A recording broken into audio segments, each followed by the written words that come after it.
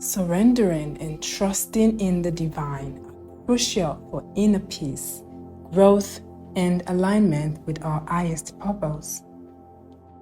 Letting go of control and embracing the unknown allows us to find serenity and navigate life's challenges with resilience.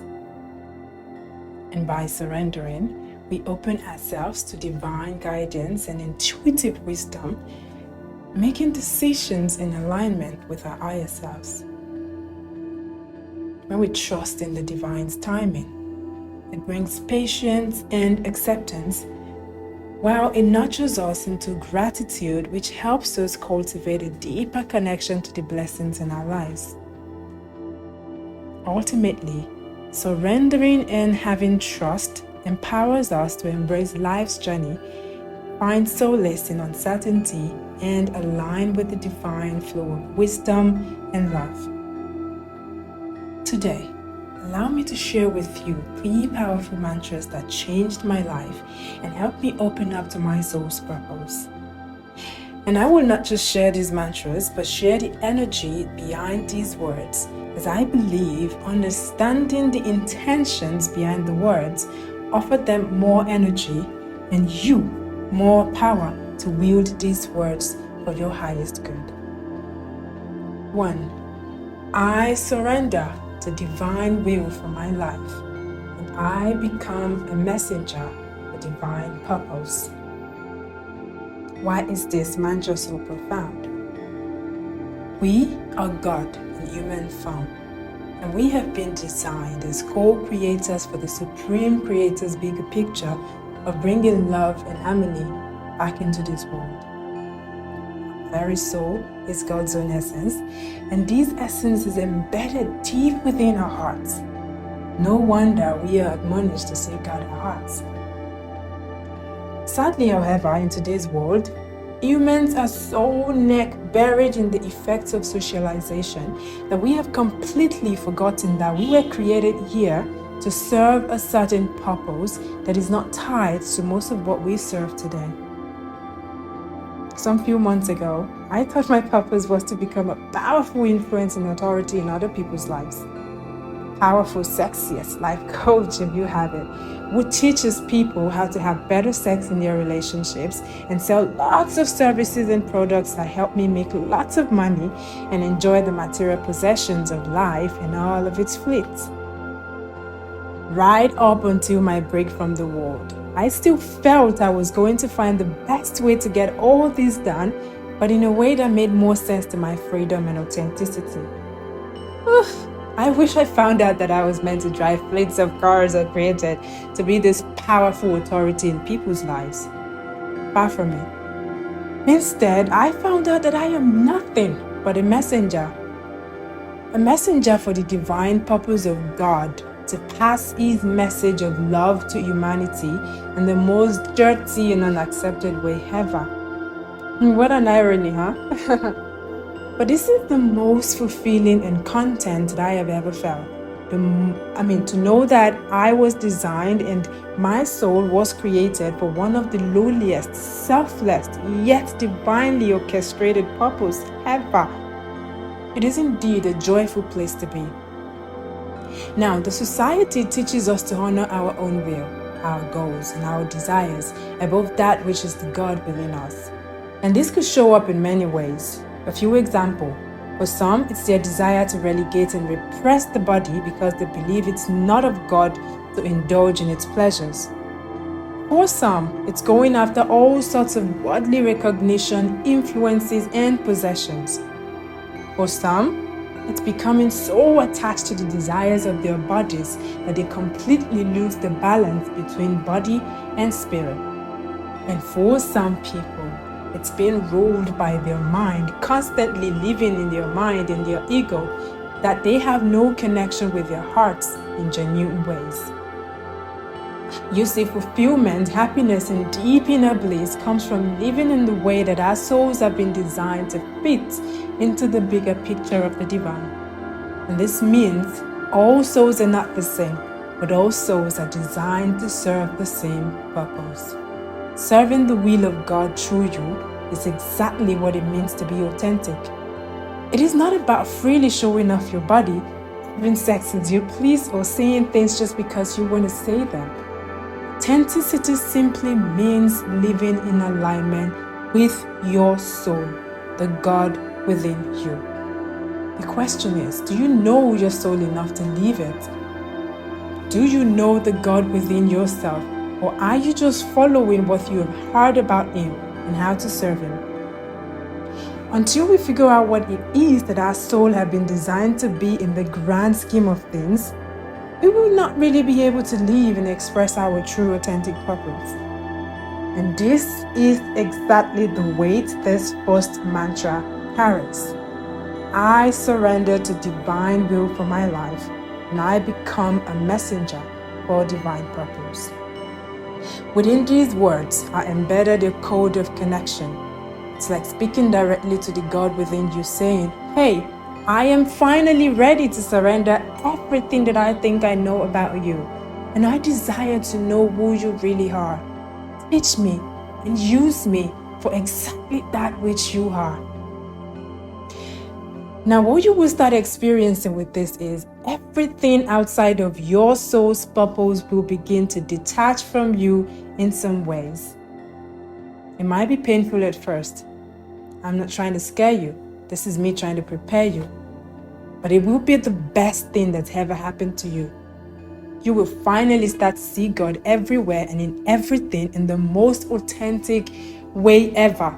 And there will be no denying who you are and your purpose, because it will become so glaring and deeply fulfilling that nothing else matters except that will. 2.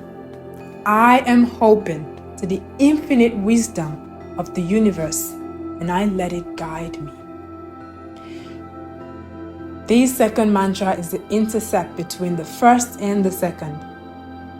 Without absolute surrender to divine wisdom, which by the way is buried within our soul's DNA, we will never be able to receive and accept the lessons of the first mantra.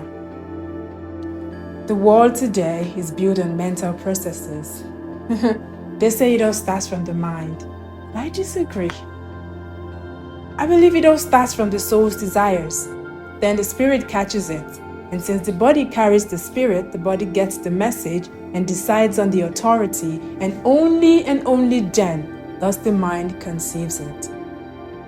The body, however, lives inside of the mind, so I can totally understand where the societal perception of it all starts from the mind comes from. But because of this perception, it's so easy for us to lose the trail of what the divine is trying to teach us, since we are mostly living in our minds and making decisions from there. Our thoughts for most people becomes the illusion that keeps them bounded to the world's way of living. I need you to get that again. Our thoughts for most people becomes the illusion that keeps them bounded to the world's way of living. Let it permeate for a little bit. These people no longer allow the knowledge and intelligence in their bodies and hearts to teach them, but they rely on their thoughts, which are all just facades. Your thought is not you. If you understand this, you will realize that living here mostly deprives you of the real connection to your soul and its divine wisdom. That wisdom that can help you navigate life in a way that feels very authentic and divinely inspired.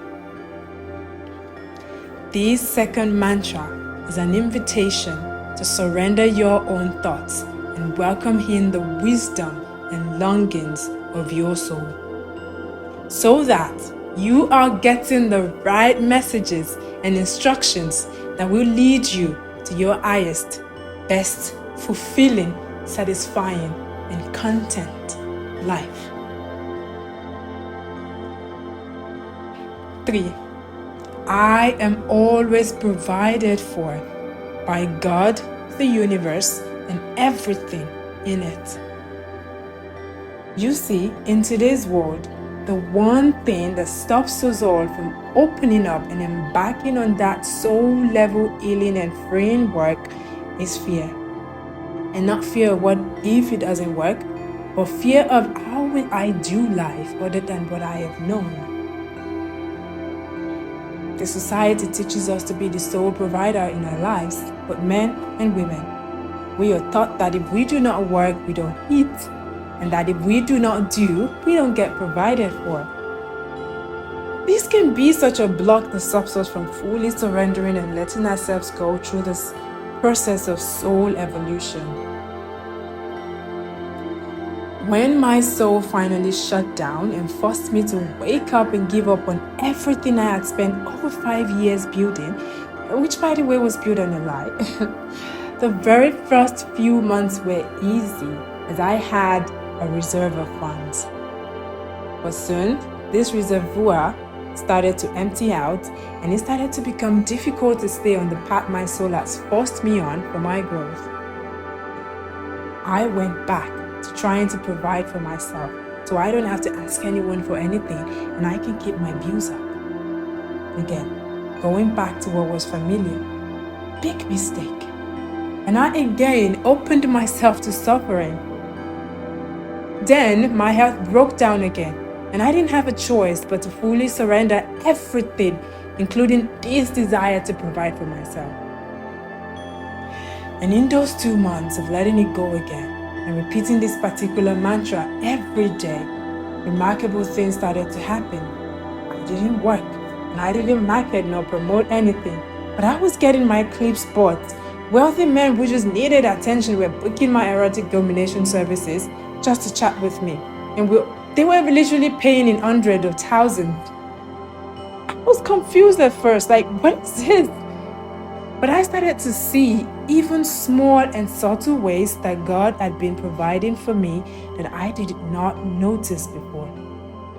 Like me thinking, oh, I need light to get these phones charged before they go off. And boom, NEPA restores the lights.